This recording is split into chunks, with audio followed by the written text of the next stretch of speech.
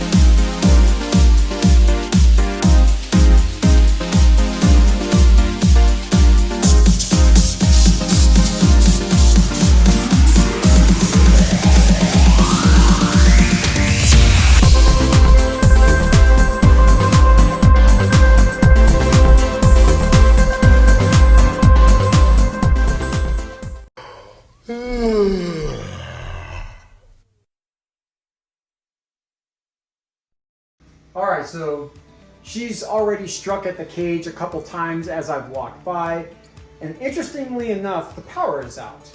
But the generator's on, so if you hear the motor running in the background, that is the generator keeping everything on until it comes back. So, what I'm going to do with her is, she is right here, so I want to open up this side.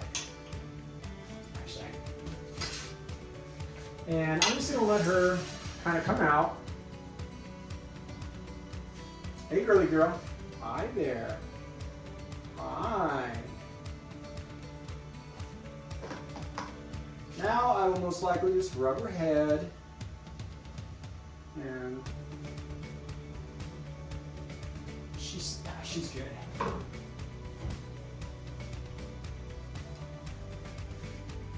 So this girl was pretty fired up.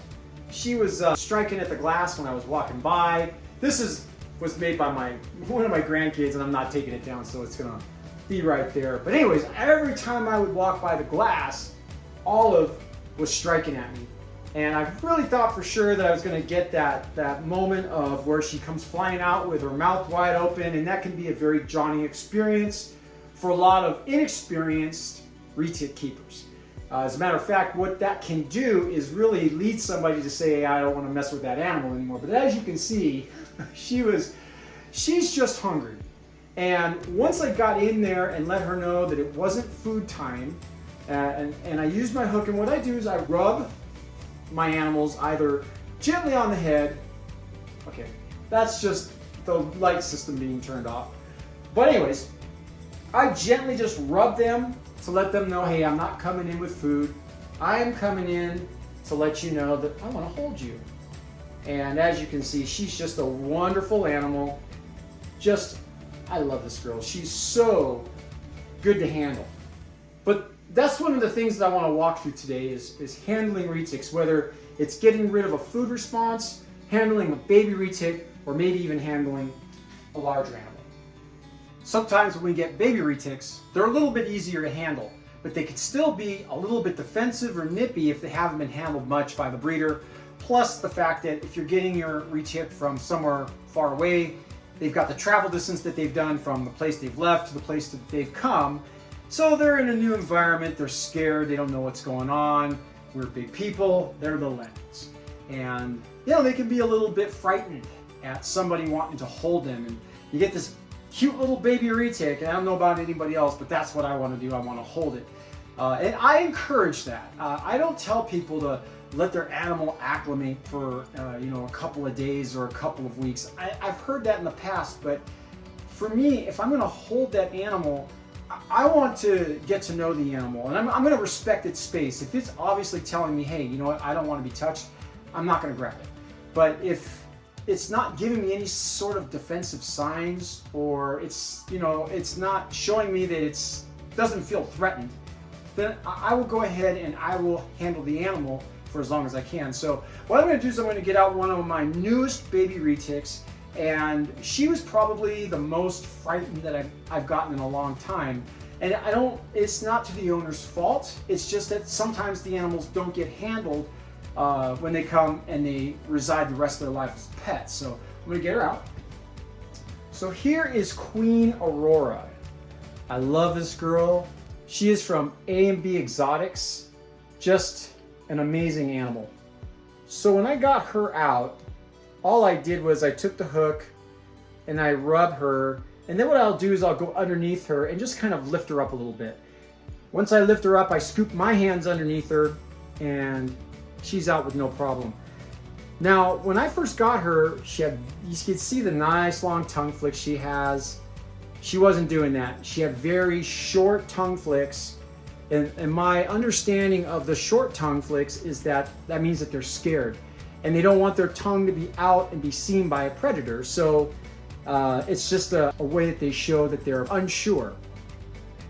So I handled her for 15 minutes every day, and it took a little bit, but as you can see, she's got really nice long tongue flicks. I don't think she's exhibiting any sort of fear or feeling like she is threatened in any way, shape, or form. And this is just one amazing animal. I got her from Aubrey Pruitt at A&B Exotics. And as you can see, let's see if we can get that yellow head in the camera. Just beautiful, beautiful. This girl is probably one of my most amazing looking retics, and she's just been a joy.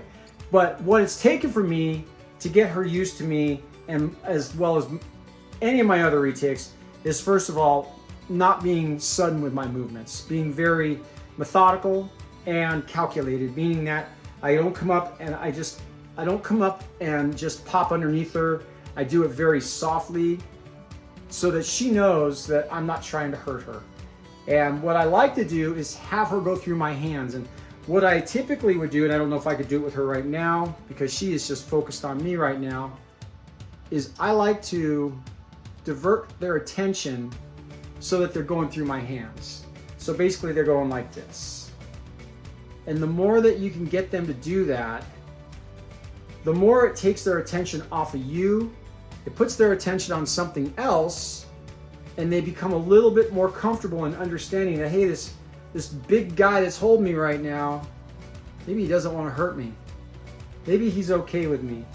Maybe it is okay for me to explore a little bit and stretch out, get comfortable. And I do this with all of my animals. Even with animals that I've got a good relationship with, I think that it's important that they understand that they have that freedom within me and the handling that I give them, that they can go pretty much wherever I'm going to let them go within reason. One of the things right now that's kind of irritating for me is that it's hot and it's sticky, and I don't know if you can see, but it's almost like they have a hard time moving on me because they're sticking to me. So I'm going to go ahead and put her back, and we're going to get Cora out because Cora is something kind of special. Okay, so this may be kind of a weird view because I want to get all of Cora in this. Cora is, she's very interactive, and sometimes we can mistake that interactiveness for a food response. I don't want to forget that at the end of the day, I'm handling a reticulated python. So I will handle her with all care and caution. I don't just reach in there and grab her out. I have actually just reached in and petted her, but her head has got to be pretty far away for me to do that. And usually whenever I come here, I'm going to turn her light on real quick. usually whenever I come to her enclosure, she's ready to come out. She is like geared and ready to go. So I'm gonna check and see where I'm at because she's right here. And I'm gonna open this up. And as you can see, she is already coming out. Now, this is a very curious reticulated python right here. She is just an amazing girl. And even though I rub her chin, and I'm pretty sure that I could get her out with no problem right now. The reality is that I still want to be safe and I want to be sure that she is ready to come out. So what I'll do is I'll come over here and just, I even talk to her like, hey baby girl, how you doing? How are you doing, my baby girl? And as you can see, she's probably even going to stretch out to me. She knows that I'm not going to harm her. And at this point, I'm fairly certain that she knows I'm not food either. Now this girl right here is probably one of my best reticulated pythons as far as handling, care is concerned, but I have been bitten by her. And I really don't know what happened other than I took my eyes off of her. So that being said, I learned a lesson and I never want to take her for granted. So right now she's pretty good. I'm pretty sure I could just grab her, pull her out, she's just fine. And there she is.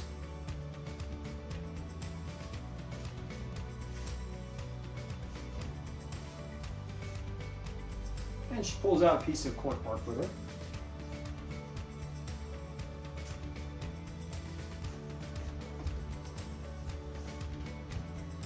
And again, with every animal that I get out, what I want to do is just let her run through my hands, because basically I just took her out of her home and I want her to understand and know that I mean her no harm, even though I'm fairly certain this animal knows I don't mean her any harm.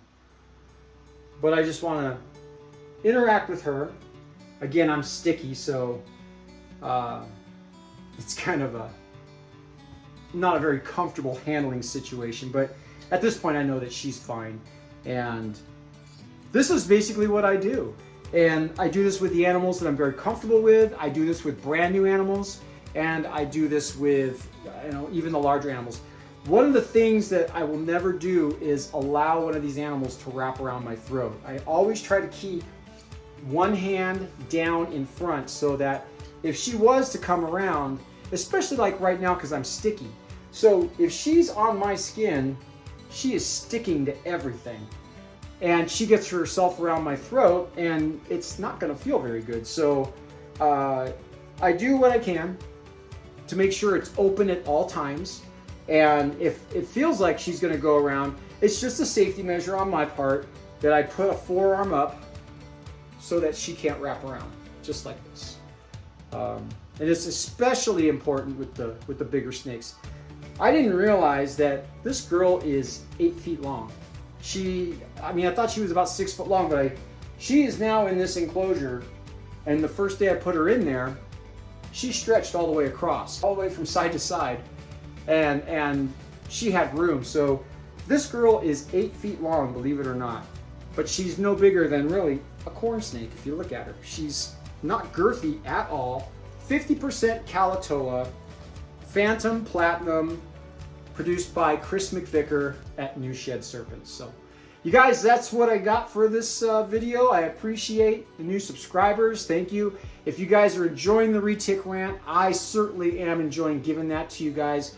This next one we got coming up, we're going to work on international keepers. So we've got Ed Twaka from England, from the UK. I've got, I think his name is Christopher from South Africa. Adam Wicken's Wicked Reptiles from Canada. And I'm trying to work on somebody from either Germany, Poland, or Indonesia. So stay tuned. We're going to get some amazing episodes coming up. And if you missed the last episode on Super Dwarf Facts, you've got to check that out. It's in my YouTube videos. Check it out. Like the video, because that video has a lot of information on it that was given by Eric Lee, Lucas Bagnera, Chris McVicker, and Joe Hull from Reach Out Reptiles. it's full of some really good information. So the more people that like that video, the more algorithm thingy is gonna make the video known to more people or get it into other people's hands. So if you check it out, give it a like. I appreciate it. Thanks for the subscribers. Thanks for everybody who's tuning in, and we'll see you next time. Thanks.